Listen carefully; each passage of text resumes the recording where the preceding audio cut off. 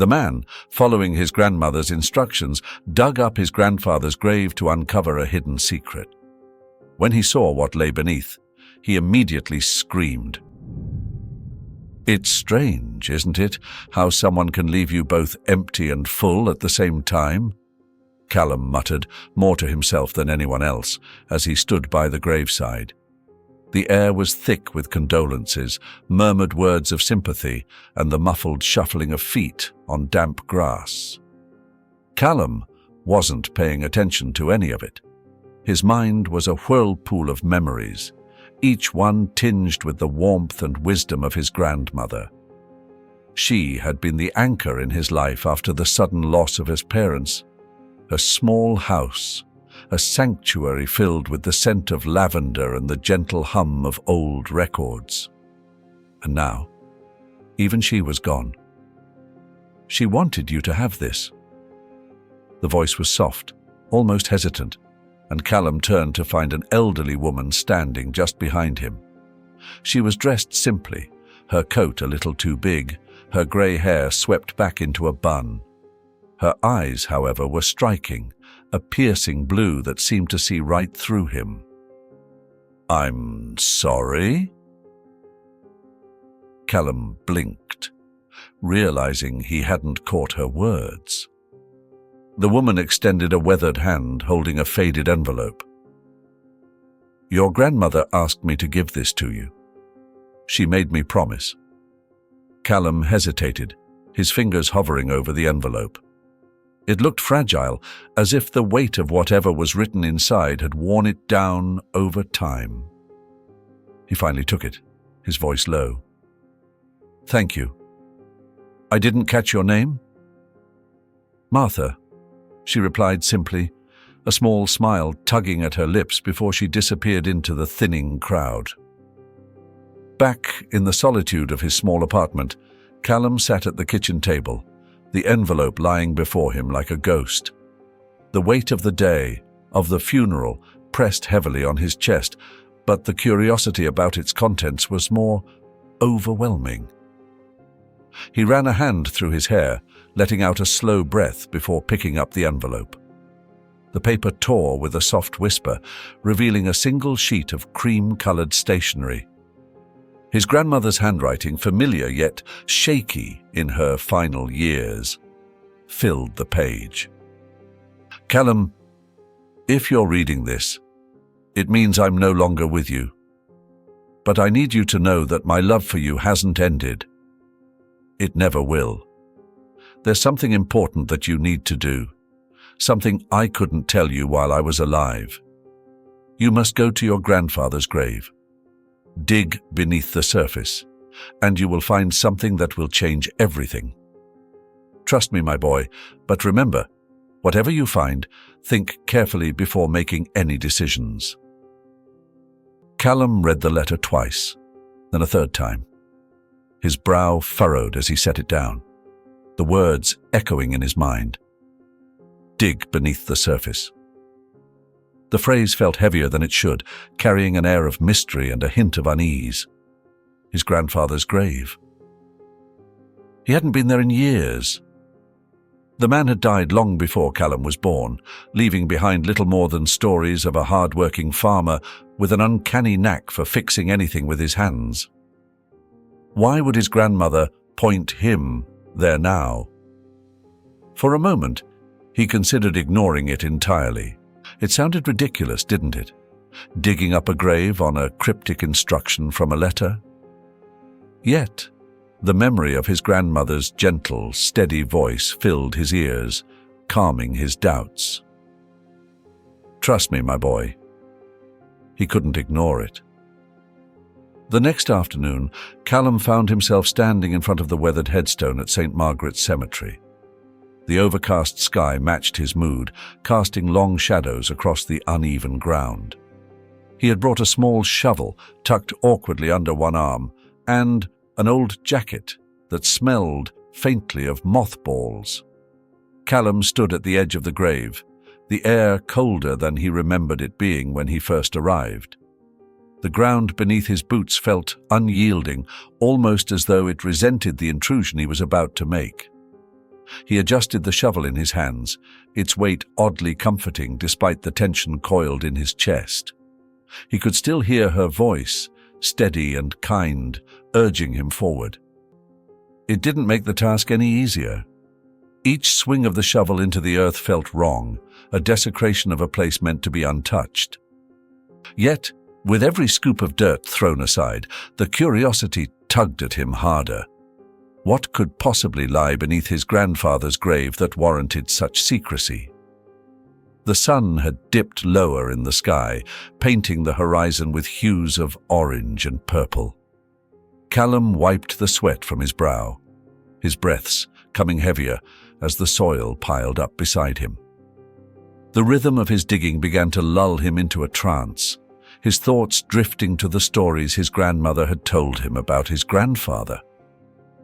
"Your grandpa, James, could fix just about anything," she'd say, a wistful smile softening her features. Didn't matter if it was a broken clock or a broken heart. That man had a gift. Callum remembered the way her eyes would twinkle when she spoke of him, as if recalling a secret only the two of them shared. It made him wonder if this task was part of some long-forgotten promise between them, a puzzle left for him to piece together. The shovel hit something solid. Callum froze, his pulse quickening. He crouched down, brushing away the remaining dirt with his hands. Beneath the soil, the faint outline of a metal surface came into view, its edges crusted with rust. He traced his fingers along the contours, finding a small latch on one side. It was a door. Taking a deep breath, Callum pried it open. The hinges groaned in protest, the sound harsh against the stillness of the evening.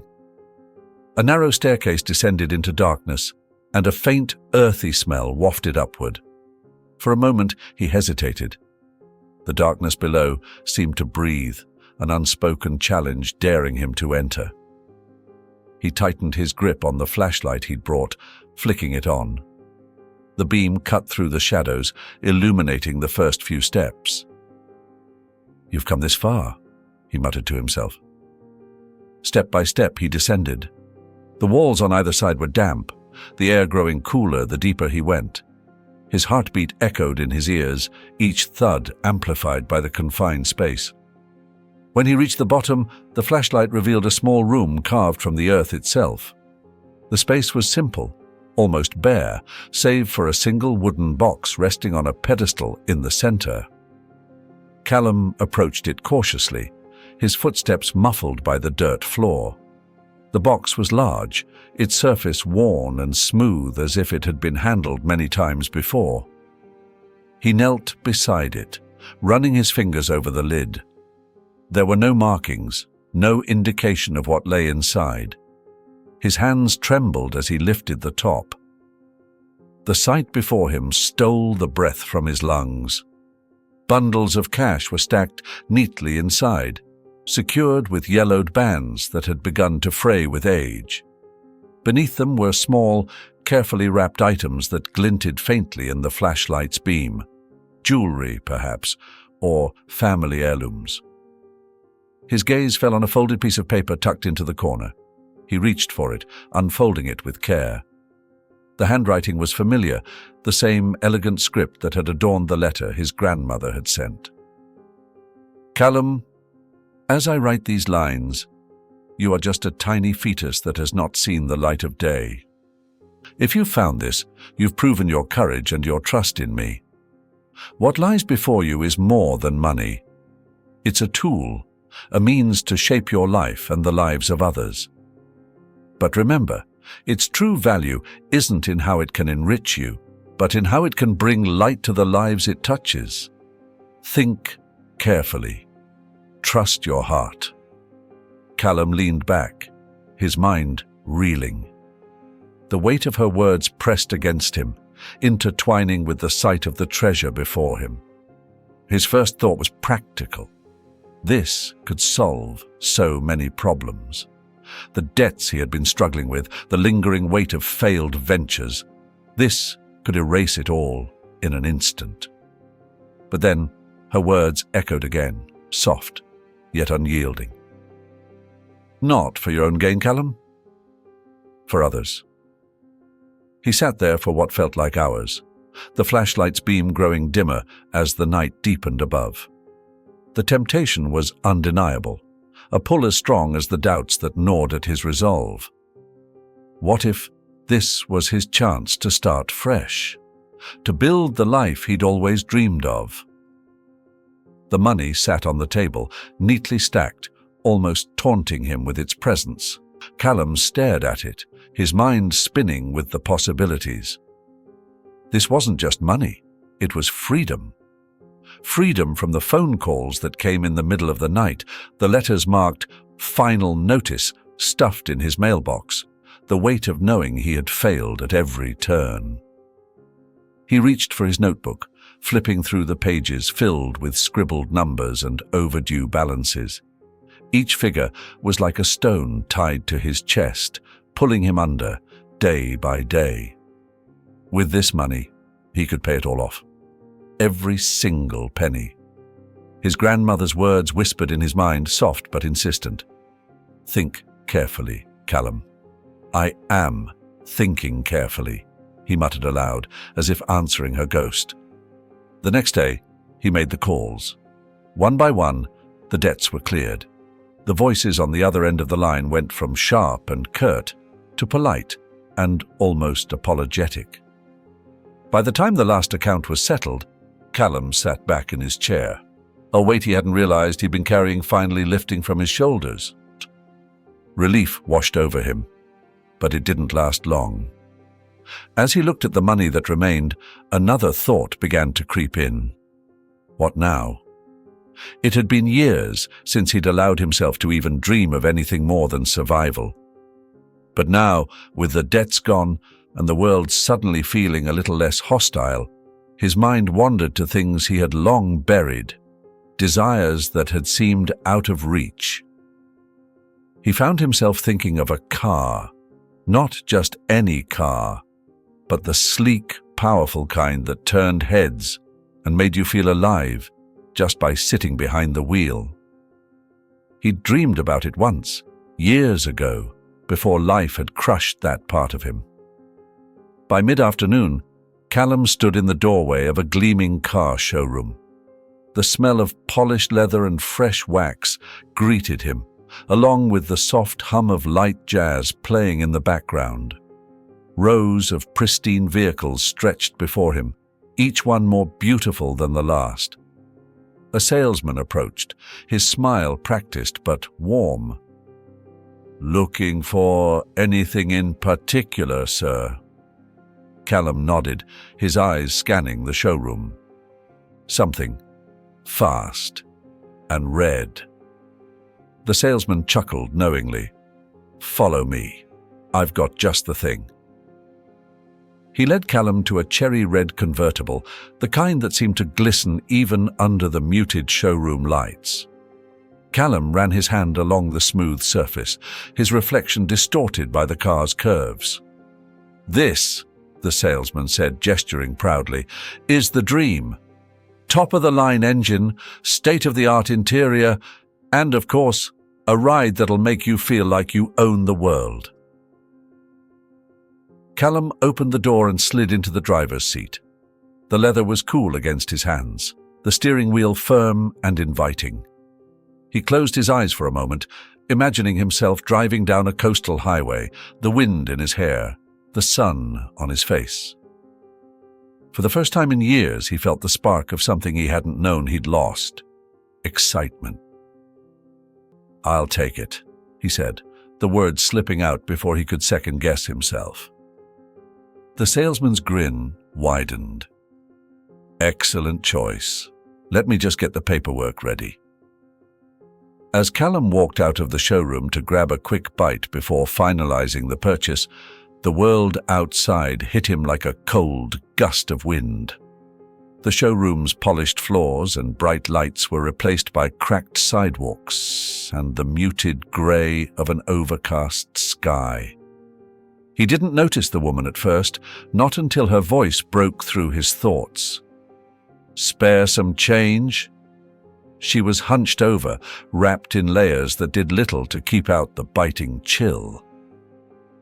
Her hands trembled as she extended an empty cup toward him, her eyes hollow and tired. Callum stopped, his hand instinctively reaching for his wallet, but something about the moment made him pause. His gaze shifted past her to the edge of the street, where a small child, perhaps 6 or 7, was sitting cross-legged on the pavement, clutching a ragged stuffed bear. Further down, an elderly man was huddled under a threadbare blanket, his head resting against the wall of a building. The man's breath came in visible puffs, his eyes closed as if trying to shut out the world. Callum's chest tightened. He'd passed scenes like this before, barely giving them a second thought. But today, after everything that had happened, it felt different. The joy he'd felt in the showroom began to curdle, replaced by a growing unease. "Thank you, sir," the woman said softly as Callum dropped a few bills into her cup. He walked on, but his steps were slower now, his mind racing. His grandmother's face floated into his thoughts, her eyes warm but serious. He could almost hear her voice. "Do not let greed guide your decisions." He stopped in his tracks, the hum of the city fading into the background. Back at the showroom, the salesman was waiting, papers in hand. "You're going to love this car," he said, his tone eager. "Sign here, and it's all yours." Callum stared at the papers for a long moment.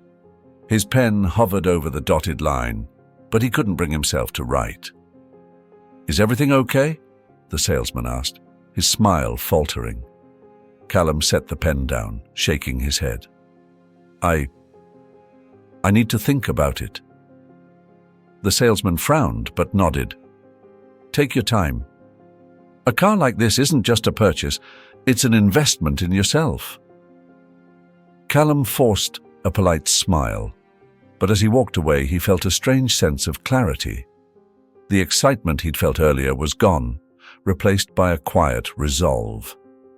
He knew what he had to do.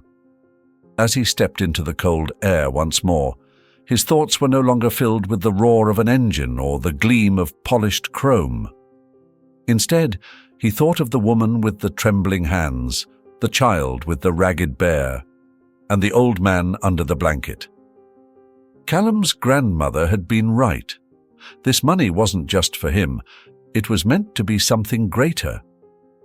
Callum sat at his kitchen table, the silence of the room broken only by the faint ticking of the wall clock. The stacks of remaining cash lay in front of him, no longer a symbol of personal triumph, but of something far more profound. A chance to rewrite not just his story, but the stories of others. He'd made his decision, and for the first time in a long while, his heart felt lighter. He began with research, scribbling names and contact information into an old notebook he found tucked in a drawer.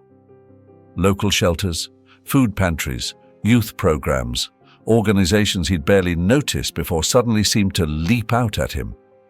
Each one represented a different kind of need, a different kind of hope. It took days of phone calls and meetings to find the right places to begin. The directors he spoke with were cautious at first, their voices carrying an edge of skepticism. But as Callum explained his intentions, their guarded tones softened. By the end of most conversations, there were promises of collaboration and gratitude that made his earlier doubts seem distant and small. His first major donation went to a shelter that had been struggling to keep its doors open. Callum met the director, an older man named Howard, in a cramped office filled with paperwork and photographs of volunteers. Howard's face, lined with years of hardship and dedication, lit up when Callum handed him the check. "This will keep us running through the winter," Howard said, his voice thick with emotion. "You don't know what this means to us." Callum shook his hand, feeling an unfamiliar warmth in the exchange. "I think I have an idea." Later that week, Callum toured the shelter. The halls echoed with the quiet shuffle of feet and low conversations, but there was an undeniable energy, a sense of life pushing back against despair. He watched as volunteers prepared meals and handed out blankets, their smiles genuine even amidst the challenges. He didn't stay long, but as he left, he saw a young boy clutching a bowl of soup, his eyes wide with wonder as he sat beside his mother. The sight stayed with Callum, a reminder of why he was doing this. Word spread faster than Callum anticipated. The organizations he supported began sharing stories of how his contributions had changed their fortunes, how new supplies were purchased, how additional families were helped. Letters began arriving in his mailbox, filled with shaky handwriting and heartfelt thanks. One morning, as Callum sifted through the stack of envelopes, one in particular caught his eye. It was from a charity he'd supported just a week prior, a community outreach program focused on educational scholarships. Inside was a simple handwritten note. "Dear Callum, I don't know if you realize how much of a difference you've made already. Your donation didn't just provide funding, it gave us hope.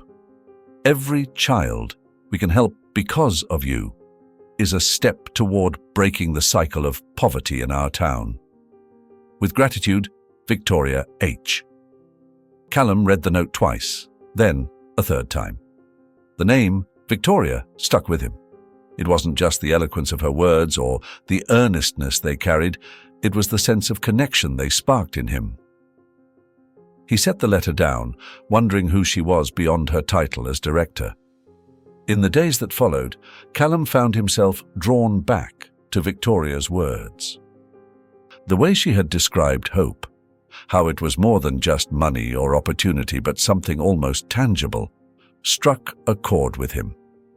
He'd been thinking about hope a lot lately, about how fragile it was and how easily it could be lost. Finally, after wrestling with his hesitation, he sat down and wrote a reply. It was shorter than Victoria's letter, but he made sure to express his gratitude for the work her organization was doing. He also thanked her for reminding him of something his grandmother had once said, that even the smallest act of kindness could ripple outward, touching lives in ways one might never see. He mailed the letter the next morning, not expecting much more than polite acknowledgement in return. Callum didn't expect the response to come so quickly. Just 3 days after he'd sent his letter, an envelope arrived in his mailbox, the return address written in the same elegant handwriting he remembered from Victoria's first note. He stood on his porch for a moment, turning the envelope over in his hands, curiosity mingling with something softer, something unspoken. Inside was a letter that started as formal as he'd anticipated, thanking him once again for his generosity. But as the paragraphs unfolded, her tone shifted, becoming more conversational, more personal. Victoria wrote about the children her organization had helped that month, about a young boy who'd earned his first scholarship thanks to Callum's donation. "It's moments like these," she wrote, "that remind me why I started this work. Seeing the joy on his face reminded me of the joy I felt the first time someone believed in me. It's rare to find people like you who understand the power of giving, not just materially, but emotionally." Callum found himself reading the letter twice, then a third time. There was something about her words, not just their sincerity, but the sense of purpose they carried. For years, he'd drifted through his own life, weighed down by failure, unsure of what came next. But Victoria seemed to know exactly where she was going, and that certainty fascinated him. He drafted his reply that evening. The letters continued over the next few weeks. They began as polite exchanges about their shared passion for helping others, but as time passed, their words grew longer, more personal. Victoria shared glimpses of her own struggles, how she'd grown up in a neighborhood much like the ones her organization now served, how a teacher had seen her potential and encouraged her to dream bigger than her circumstances. Callum, in turn, found himself opening up in ways he hadn't expected. He told her about his grandmother, about the quiet strength she'd instilled in him, and about how her voice still guided him in moments of doubt. He even wrote about the box of money and the weight of the choices it had brought with it. "I almost kept it all for myself," he admitted in one letter. "I thought it might be my chance to escape, to finally live the life I'd dreamed of. But then I remembered her. I remembered how much she believed in me, and I realized I couldn't let her down." Victoria's response came swiftly, filled with understanding.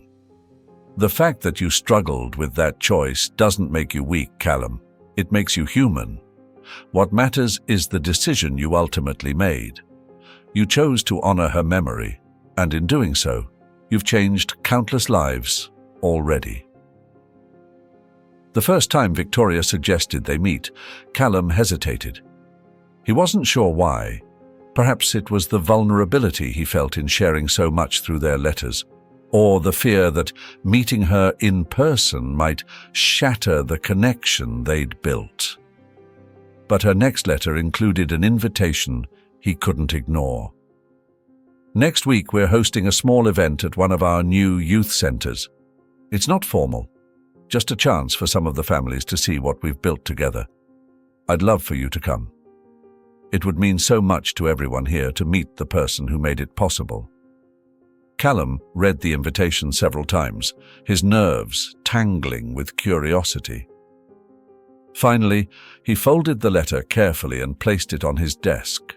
The youth center was small, but bustling with life. Callum arrived early, his hands shoved deep into his jacket pockets as he watched volunteers set up tables and chairs. Laughter rang out from the children running in the courtyard, their energy infectious even from a distance. "Callum?" The voice was warm and familiar, though he'd never heard it aloud before. Turning, he saw Victoria approaching. She was younger than he'd imagined, mid-30s maybe, but there was a wisdom in her eyes that made her seem older. Her smile was genuine, her hand outstretched. "It's so good to finally meet you," she said, her grip firm but kind. Callum found himself smiling back, the tension in his shoulders easing. "Likewise? This place? It's incredible." "It's because of you," Victoria said, gesturing toward the building. "Come on, let me show you around." As they walked, Victoria explained the programs the center offered: tutoring sessions, art classes, even a small library funded by donations. Callum listened intently, but his attention kept drifting to the way her face lit up when she spoke. She wasn't just proud of the work. They were a part of her, woven into every word, every gesture. By the time the event began, Callum felt more at ease than he had in months. He mingled with families, listened to their stories, and watched as Victoria moved effortlessly between groups, her presence a calming force in the lively chaos. At one point, a young girl approached him shyly, clutching a handmade card. "Thank you for helping us," she said softly, her eyes wide and earnest. Callum crouched to her level, accepting the card with a smile. "You're very welcome, but it's not just me, it's all of us working together." The girl nodded solemnly, then ran off to join her friends. As Callum straightened, his gaze met Victoria's across the room. She was watching him, her expression unreadable, but warm. For a moment, neither of them moved, the noise of the event fading into the background. The weeks that followed blurred into a steady rhythm of work and companionship.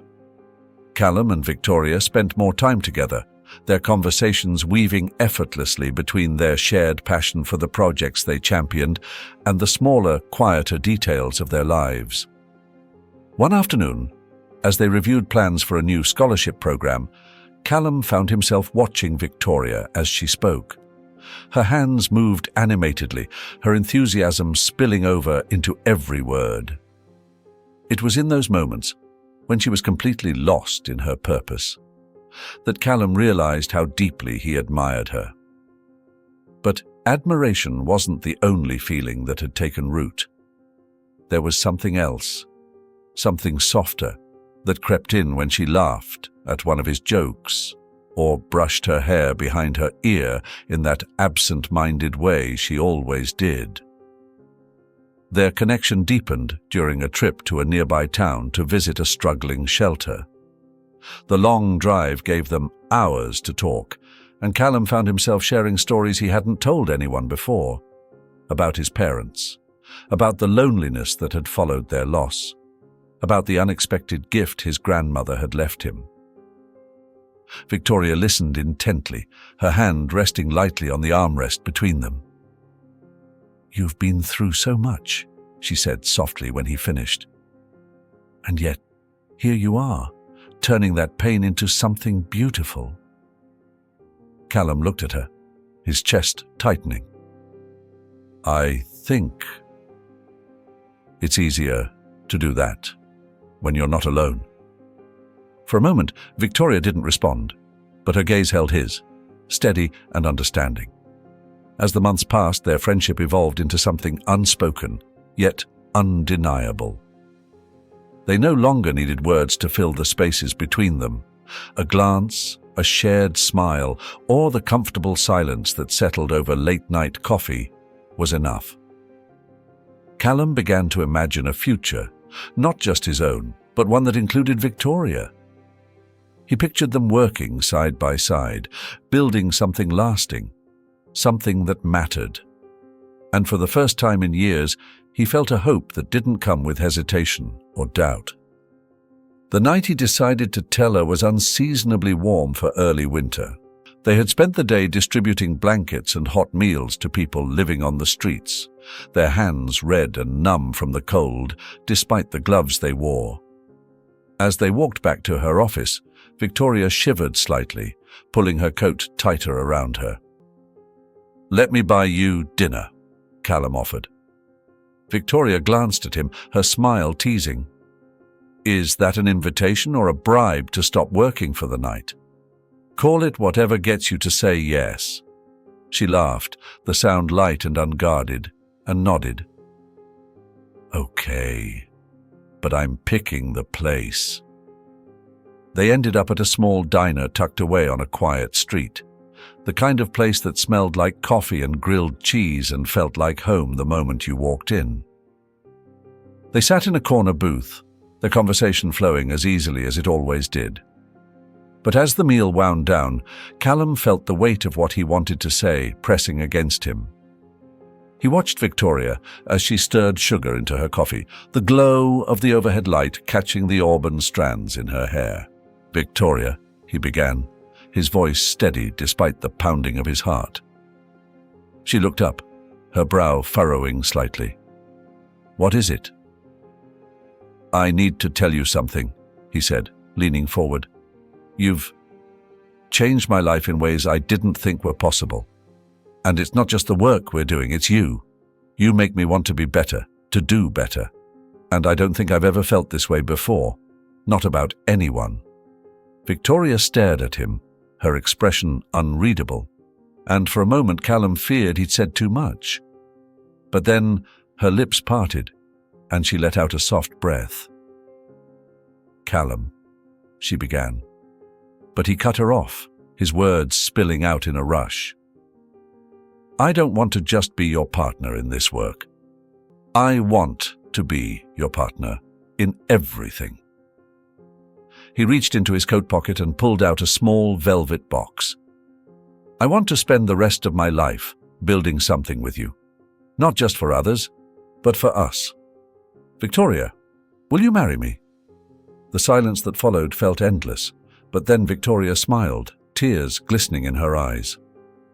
"Yes," she whispered, her voice trembling. "Of course, yes." The day of the wedding dawned soft and golden, the kind of morning that carried the promise of something extraordinary.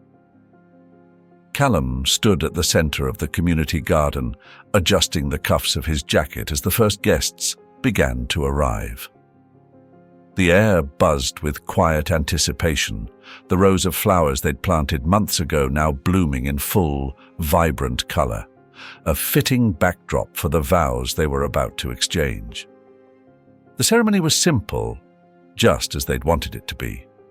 Friends, family, and members of the community they'd served gathered in a loose semicircle around the garden's open clearing. There were no ornate decorations or elaborate fanfare, just the natural beauty of the space and the hum of warmth that came from the people who had shared in their journey. Callum's breath caught as Victoria appeared, her arm linked with a close friend who had walked her down the makeshift aisle. She wore a dress as unassuming as she was, soft ivory with lace detailing that caught the sunlight, but it was her expression that stole his focus. Her smile was radiant, her eyes locked on his, and in that moment, Callum felt the world narrow to just the two of them. Their vows were heartfelt and deeply personal, reflecting the paths that had brought them here. Callum spoke of the transformation he'd experienced, of how Victoria had not only inspired him, but helped him rediscover the man he wanted to be. "You've given me more than I ever thought I deserved," he said, his voice steady despite the lump in his throat.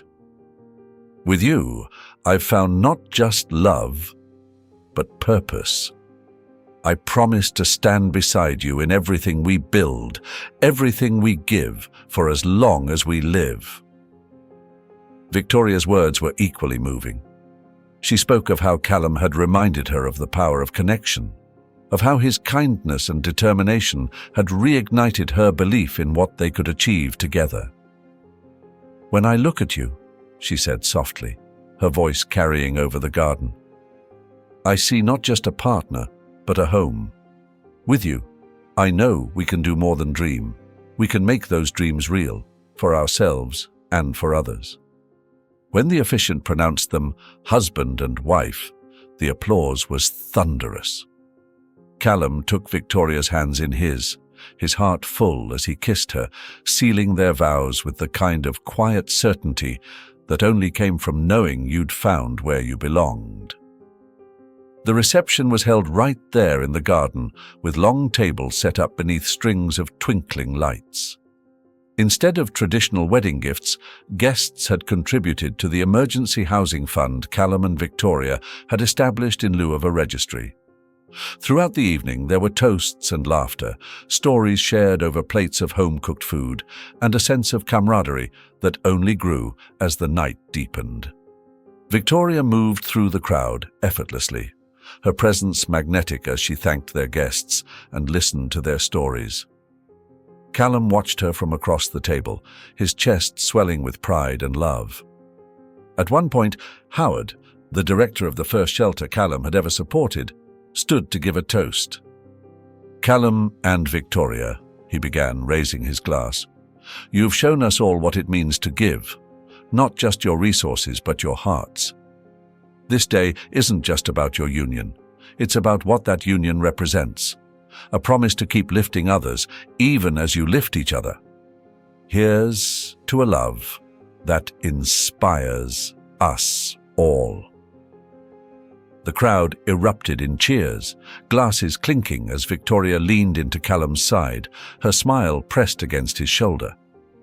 In the weeks following the wedding, Callum and Victoria threw themselves back into their work with renewed energy. The projects they'd started separately now felt seamless as they combined their visions, their skills complementing each other in ways neither had anticipated. One of their first joint initiatives was expanding the scholarship program Victoria had founded, extending it to reach underfunded schools in neighboring towns. Together, they visited classrooms and spoke with teachers, listening to their needs and brainstorming ways to provide not just financial support, but long-term solutions. Callum found himself thriving in this partnership, not just as Victoria's husband, but as her equal in this mission they now shared. He'd always believed in the power of giving, but with Victoria beside him, he saw how that power could multiply, how their combined efforts could spark change on a scale neither could have achieved alone. Their days were filled with meetings, site visits, and endless conversations about how to do more. But even amidst the busyness, they made time for the small moments that grounded them. Quiet dinners at home, evening walks through the neighborhood, and hours spent dreaming up new ideas at the kitchen table. One night, as they sat reviewing plans for a new community center, Callum paused, his pen hovering over the page. "You know," he said, glancing up at Victoria, "I never thought I'd end up here. Not just with this work, but with you. It still feels surreal sometimes." Victoria smiled, reaching across the table to take his hand. "I think that's the beauty of it," she said. "We couldn't have planned this if we'd tried, but here we are, and it feels right." Callum squeezed her hand, his heart swelling with gratitude, not just for her, but for the journey that had brought them together. As word of their efforts spread, more people began to take notice. Local businesses offered to sponsor their programs, and volunteers from across the region reached out, eager to be part of something meaningful. Callum and Victoria worked tirelessly, but they also made sure to highlight the contributions of those around them, knowing that real change came from collective action. Their garden wedding became something of a legend in the community, a symbol of what could be achieved when love and purpose intertwined. People spoke of it not just as a union of two people, but as the starting point for a movement that was transforming lives. For Callum and Victoria, the work was never about recognition. It was about the faces they saw at the shelters, the letters they received from scholarship recipients, the quiet thanks of a single mother holding the keys to her new apartment. Each of those moments reminded them why they'd chosen this path, why they'd chosen each other. The story of Callum's journey is a deeply moving exploration of personal redemption, love, and the transformative power of selflessness. What makes it truly captivating is the layered complexity of Callum's character. He begins as a man burdened by his past failures, tempted by the allure of wealth as a means to escape his struggles. Yet, through the echoes of his grandmother's wisdom and the moments of clarity he experiences, he chooses a path of giving over greed. Callum's evolution is not instantaneous. It is filled with doubt, hesitation, and small, meaningful steps toward a greater purpose. This slow transformation is what makes his journey so relatable and powerful.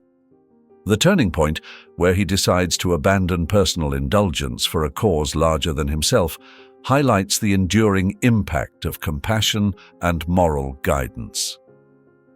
Victoria's introduction enriches this narrative not just as a love interest, but as a partner who shares and amplifies his vision. Together, they create a life of meaning, demonstrating how love and shared purpose can drive change. The story resonates because it reminds us of the extraordinary potential within ordinary people. Callum's decision to help others instead of focusing on his personal gain reflects a universal truth. True fulfillment comes not from accumulating wealth, but from making a difference in the lives of others. The narrative teaches a profound lesson in humanity, how kindness and generosity ripple outward, creating connections and inspiring others. It also shows that the road to self-discovery and purpose is often paved with challenges and sacrifices, but it is those very struggles that give our lives meaning. Callum's story is an inspiring reminder that even flawed individuals can create something beautiful when guided by love and a desire to help others. If this story touched your heart, don't forget to like and share it. Leave a comment to tell us how it inspired you.